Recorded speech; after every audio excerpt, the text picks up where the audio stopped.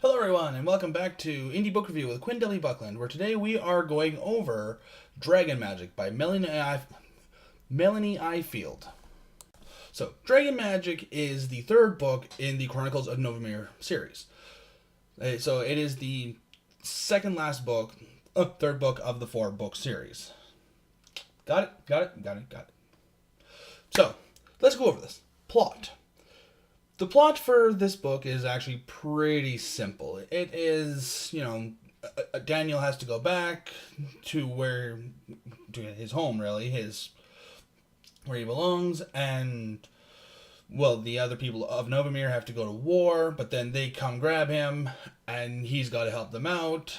But it turns out that the magic that he absorbed in the last book is killing him, so they've got to actually go deal with that. It's a pretty simple plot, but it's a very effective plot that really gets the point going. And frankly, it doesn't need to be an expansive it doesn't need to be complicated, frankly, for it to be a good plot, especially with something like this. So, all in all, I'm actually going to give plot a 5 out of 5 because it was a very engaging plot. It did what it needed to do, and frankly, it's the third book of a 4-book series. So, while I'm definitely not holding the highest, well, I definitely didn't hold the highest of hopes in terms of plot, it did deliver in what it was supposed to be, especially in comparison to the last books. So, yeah, 5 out of 5 on plot. Good job. Characters. The characters are pretty well the same. There was a way less Nilafar in this book, which I was really disappointed about, because as anybody who's saw my last 2 reviews knows that Nilafar is my favorite character in these books, so the sheer lack of Nilafar let's just say there was there's a lot that really had to impress me with this. And impress me it did.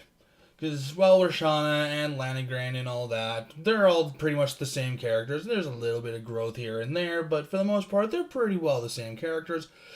Daniel, holy Christ, does this character go from almost unbearable in the first book to actually being a very cool and very interesting character in this one.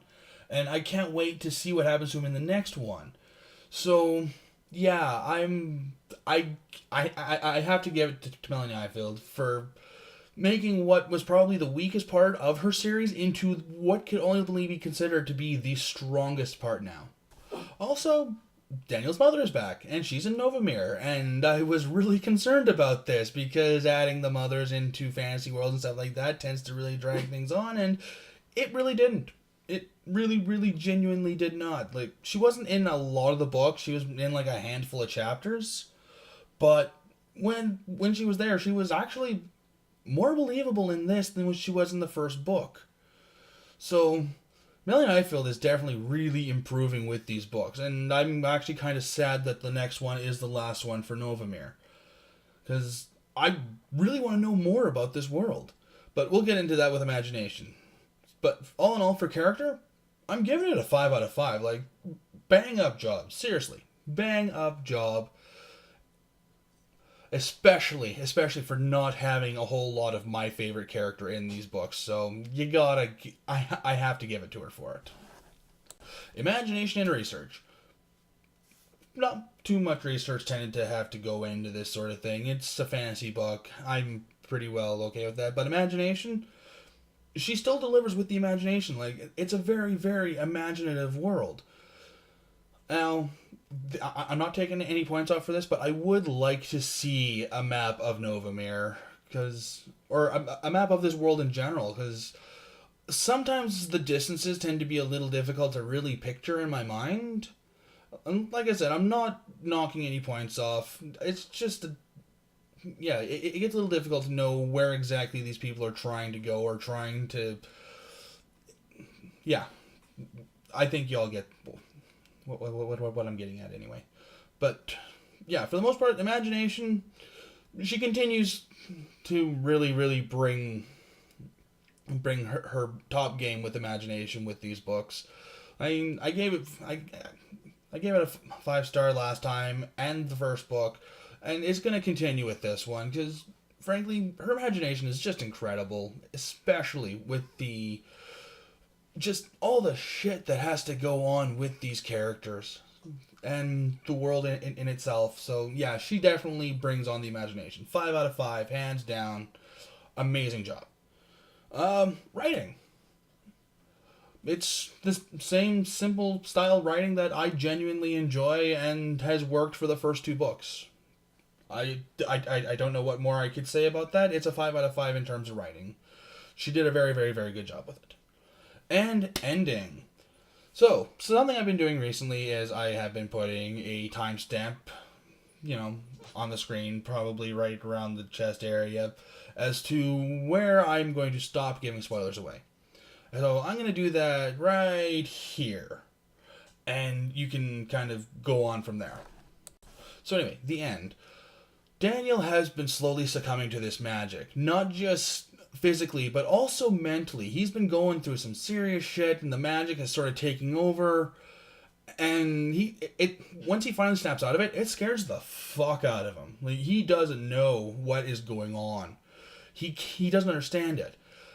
So they get to the dragons, and they're all just scared shitless.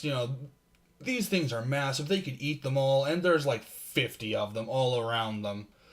So it's not exactly a good situation for them to be in. And we find Rashana's uncle, who was supposedly killed in that time, to actually still be alive and in possession of his own dragon magic.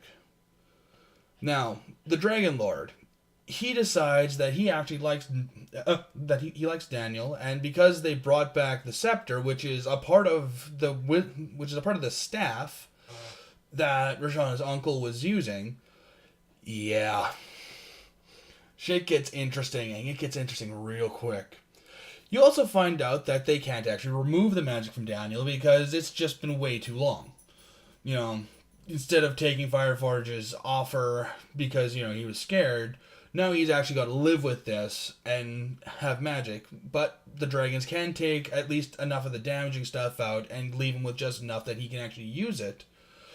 How effectively is still up in the air. Still got to read the next book, obviously. But, it definitely built something up. And it's not just Daniel needs to go home sort of tension. It is a holy fuck, there's a war going on. What's going on with Daniel's mother? What is going on with Daniel? How is Daniel going to learn this magic? How are they going to beat these 2 big bad magic users? And that everything is culminating to this final book, and it definitely does a great job of holding you in. So yeah, all in all, this is one hell of an ending, and it does a great job of building you up toward the next book.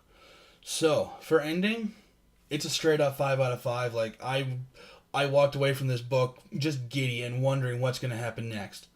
So, for the first time with the Chronicles of Novemere, it gets a full 10 out of 10. It is just incredible. I loved reading it. And the only reason it took me as long as it did to read it is because I kind of got at it a little later, and, well, yeah. So it's not going to take me near as long to get to The Last Dragon Lord, and it's definitely not going to take me much longer to get around to reading this, because I kind of need to know what's going to happen next. So, yeah. Dragon Magic, 10 out of 10. Amazing job. Loved it. And I cannot wait to read this next one. And that's about all I got for you guys. So I hope you pick up this series because it is phenomenal. And I hope that this review alone has convinced people to pick up this series because, yeah, it is amazing. You guys should all be reading this, and it should be considered probably one of the better series of its era. Especially in terms of the fantasy genre. I mean, it's for ages like 8 to 12, 12 to 15 or whatever. It's not meant for adults for the most part. And I went into this understanding the age that it's meant for. And I still loved it. I still enjoyed it. So, yeah. But yeah, that's all I got for you guys. Have a good day.